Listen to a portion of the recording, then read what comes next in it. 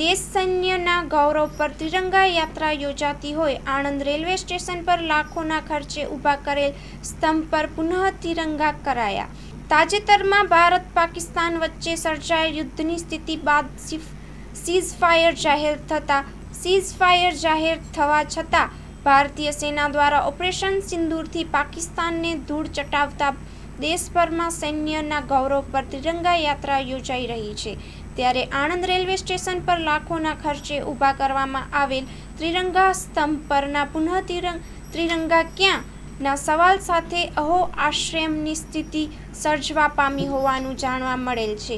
પ્રાપ્ત વિગત અનુસાર સપ્તાહ પૂર્વ કમોસમી વરસાદના પગલે આણંદ રેલવે સ્ટેશન પર ફરકતા ત્રિરંગો ક્ષતિગ્રસ્ત થતા ઉઠેલ વિવાદ પગલે રેલવે તંત્ર દ્વારા ત્રિરંગાને સન્માન સાથે ઉતારવામાં આવ્યો હતો.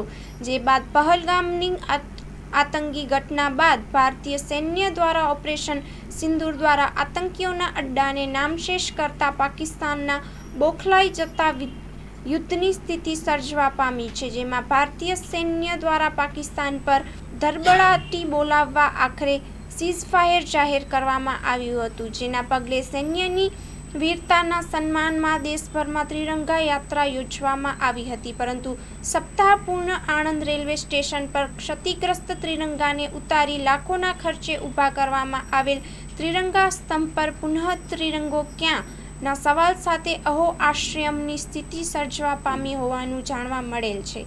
Report by Nandlal Bhanushali, Anand.